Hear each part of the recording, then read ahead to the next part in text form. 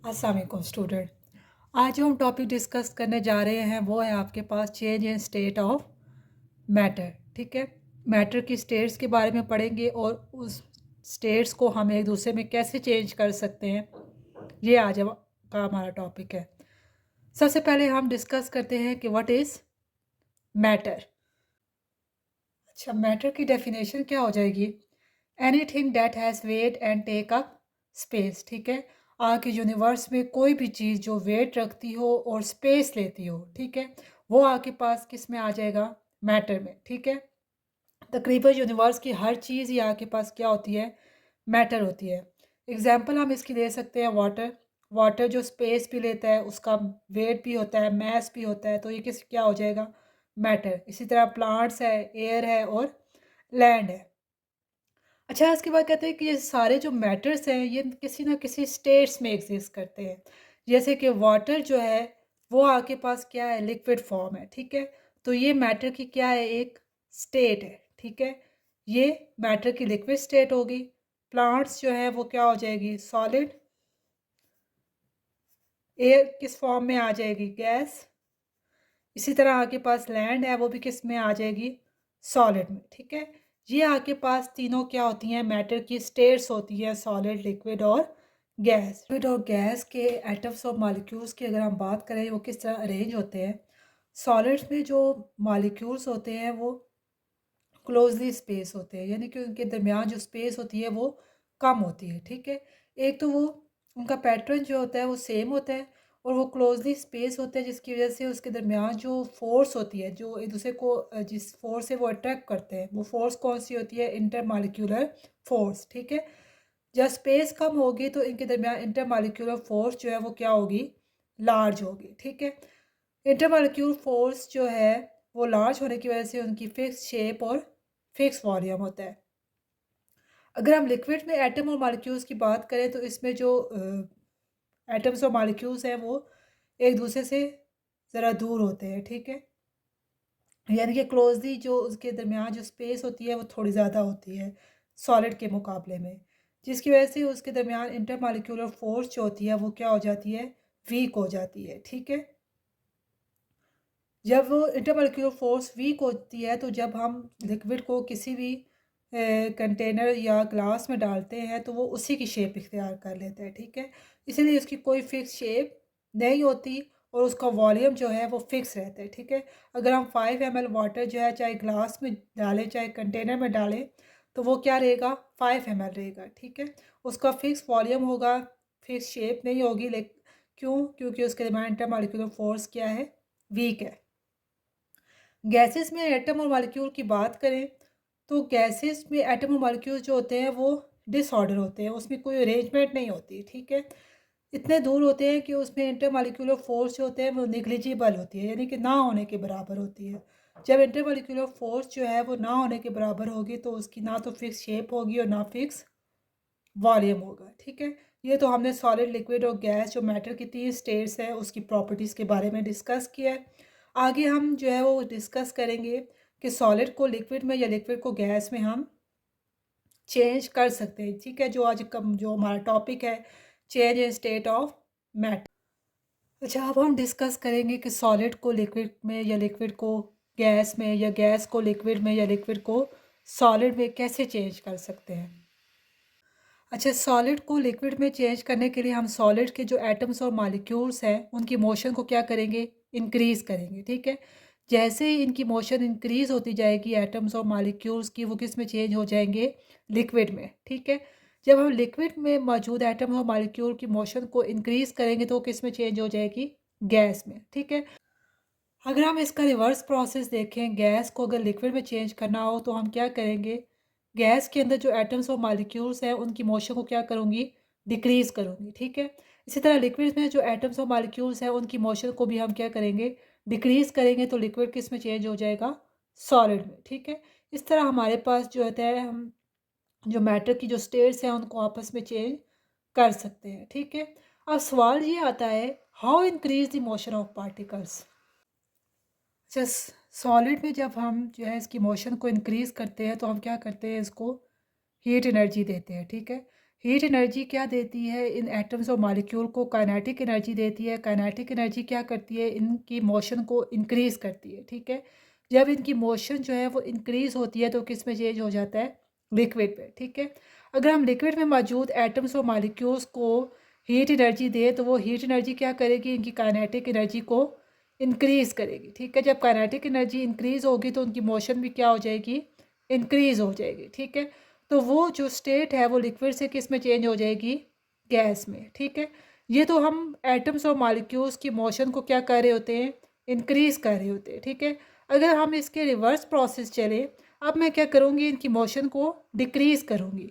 Motion को हम decrease कैसे करेंगे? पहले हम इसको एनर्जी दे रहे थे, हीट एनर्जी, अब हम इससे हीट एनर्जी लेंगे, ठीक है।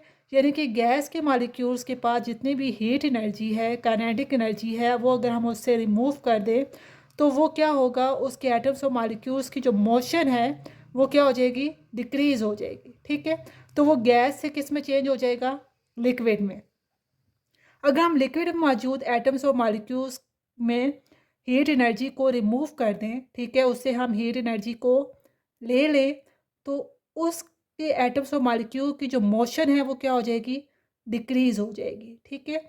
जब लिक्विड्स के एटम्स और मॉलिक्यूल्स की मोशन डिक्रीज़ हो जाएगी तो वो किस में चेंज हो जाएगा? सॉलिड्स में, ठीक है।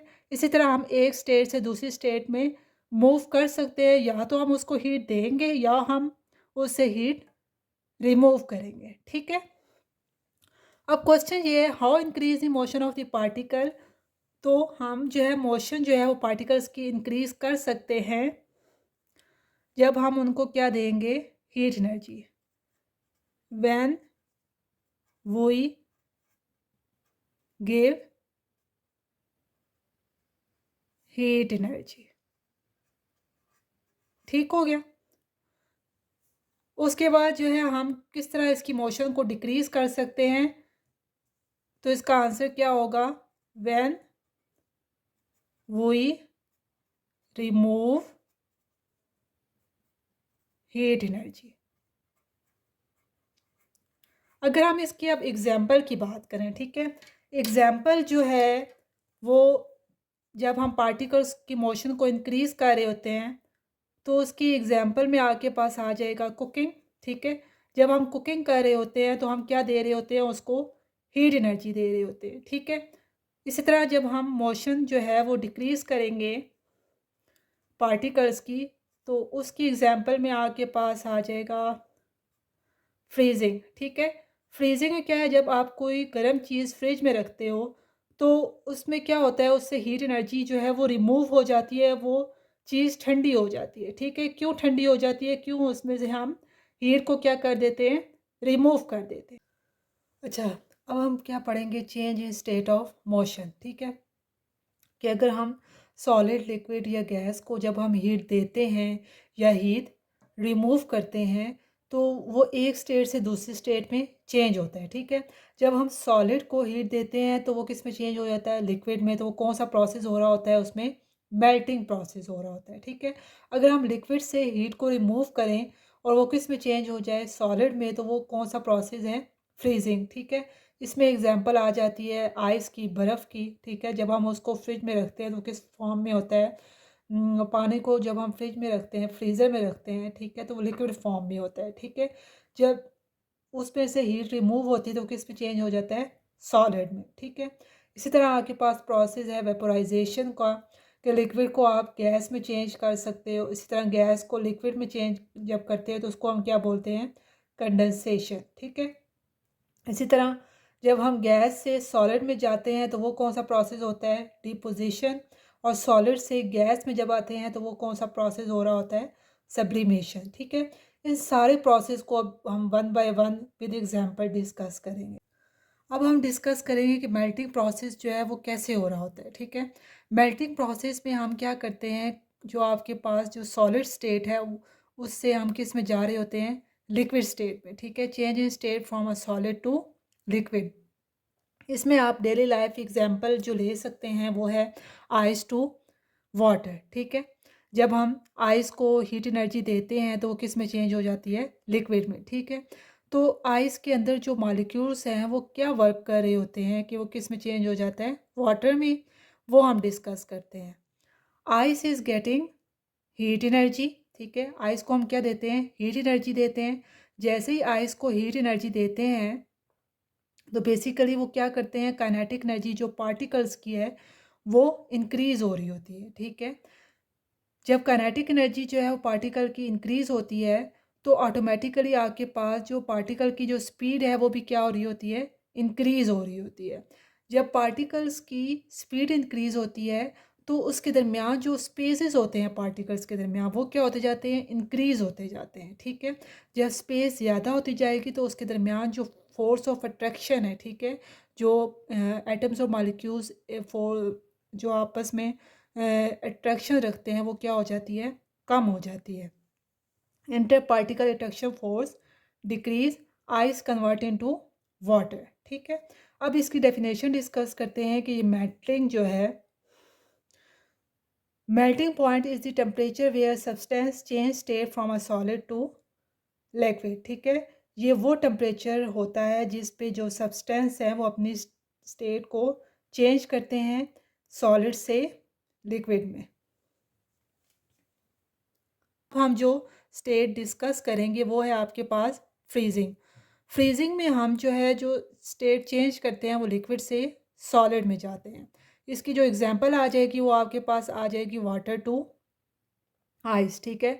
जब हम वाटर को चेंज करते हैं आइस में तो वो हम क्या कर रहे होते हैं, फ्रीजिंग कर रहे होते हैं, ठीक है। वो फ्रीजिंग कैसे हो रही होती है, उसके अंदर क्या प्रोसेस हो रहा होता है वो डिस्कस करते हैं।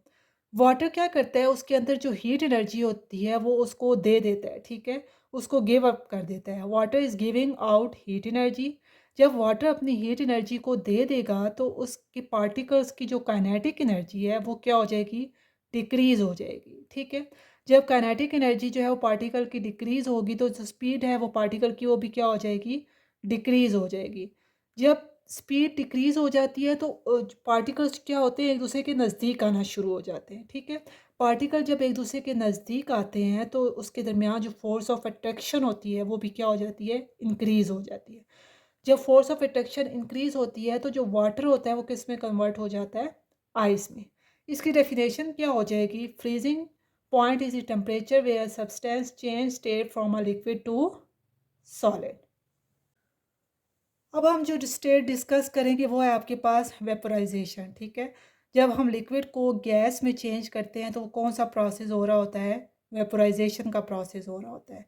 इसकी एग्जांपल हम ले सकते हैं वाटर टू स्टीम, ठीक है। जब वाटर जो है वो स्टीम में कन्वर्ट होता है तो वो उसमें कौन सा प्रोसेस हो रहा होता है, वेपोराइजेशन का। उसमें हम क्या करते हैं, वाटर को हीट एनर्जी देते हैं, water is getting heat energy. The kinetic energy of the particle of water increase. जब काइनेटिक एनर्जी इंक्रीज होगी तो स्पीड जो है वो पार्टिकल की क्या हो जाएगी, इंक्रीज होगी।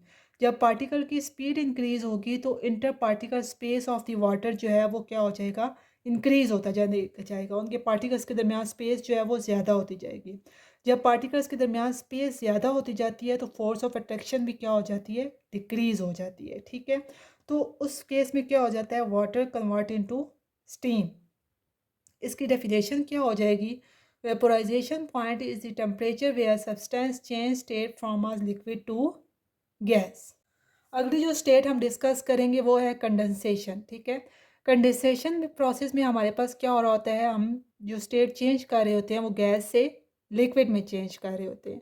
उसकी एग्जांपल में आपके पास आ जाएगा वेपर टू वाटर, ठीक है। जब आपके पास वेपर जो है वो वाटर में कन्वर्ट हो जाते हैं तो वो कौन सा प्रोसेस हो रहा होता है, कंडेंसेशन का प्रोसेस हो रहा होता है। इस केस में आप क्या करते हैं, vapour is giving out heat energy, vapour अपनी हीट एनर्जी को दे देते हैं जिसके नतीजे में जो पार्टिकल्स की जो काइनेटिक एनर्जी होती है वो क्या हो जाती है, डिक्रीज़ हो जाती है। जब पार्टिकल्स की काइनेटिक एनर्जी डिक्रीज़ होती है जो स्पीड जो है वो पार्टिकल की क्या हो जाती है, डिक्रीज़ हो जाती है। जब पार्टिकल की स्पीड डिक्रीज़ होगी तो उसके दरमियान जो स्पेसेस हैं वो क्या हो जाएंगी, कम हो जाएंगी। जब इंटर पार्टिकल स्पेस कम होगी तो फोर्स ऑफ अट्रैक्शन क्या हो जाएगी, इंक्रीज होगी, ठीक है। तो उससे क्या होगा, वेपर जो है वो किस पे कन्वर्ट हो जाएगा, वाटर में। Condensation point is the temperature where substance change state from a gas to liquid.